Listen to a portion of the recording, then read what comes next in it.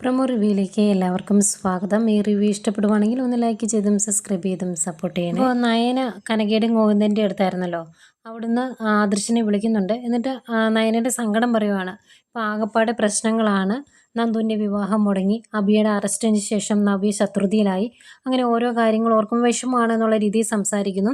അതുപോലെ ദേവയാനി ജാനകിയോട് പറയുന്നുണ്ട്, ശരിക്കും അനാമിക കാണിച്ച കൊള്ളരുതായ്മയ്ക്ക് ആ നന്ദുവിനെ തന്നെയായിരുന്നു ഇങ്ങോട്ട് മരുമകളായിട്ട് കൊണ്ടുവരേണ്ടത് എന്ന് പറയുമ്പം ജാനകി പറയുന്നുണ്ട്, അവിടുത്തെ 2 പെൺകുട്ടികളെയല്ലേ ഇങ്ങോട്ട് കൊണ്ടുവന്നിരിക്കുന്നത് മരുമക്കളായിട്ട്, അതിൻ്റെ കൂടെ ഇനി മൂന്നാമതൊരാളെ കൂടി കൊണ്ടുവരേണ്ട കാര്യമില്ല, അതെനിക്കിഷ്ടമല്ല, അത് ശരിയാകില്ല എന്ന് തന്നെ പറയുന്നു. അത് കഴിഞ്ഞ് ആദർശും നയനയും തന്നെ സംസാരിക്കുന്നതാണ് കാണിക്കുന്നത്. നയന പിറ്റേ ദിവസം അനന്തപുരിയിലേക്ക് വന്നു. എന്നിട്ട് നന്ദുവിനെ പറ്റി സംസാരിക്കുമ്പം ആദർശ് പറയുന്നുണ്ട്, എൻ്റെ മനസ്സ് പറയുന്നത്, മനസ്സിലുള്ള ആഗ്രഹം നന്ദുവും അനിയും ഒന്നിക്കണമെന്ന് തന്നെയാണ് എന്ന് പറയുമ്പം നയന പറയുന്നുണ്ട്, എൻ്റെ ആഗ്രഹം അതാണ്, ഇനിയിപ്പം ഈശ്വരൻ അവരെ ഒന്നിപ്പിക്കുവാണെങ്കിൽ ഒന്നിക്കട്ടെ എന്നിങ്ങനെ പറയുന്നു. അപ്പോഴും നവ്യയുടെ മനസ്സിൽ ഇനി എങ്ങനെ അനന്തപുരിയിൽ പ്രശ്നങ്ങളുണ്ടാക്കാം, അനന്തപുരി എങ്ങനെ കുളം തോണ്ടാം എന്നാണ് ചിന്തിക്കുന്നത്. അനാമിക പോയപ്പം അങ്ങനെ ഒരു റോൾ ഏറ്റെടുക്കാൻ ഒരാൾ വേണ്ടേ, അതാണ് നമ്മുടെ നവ്യ.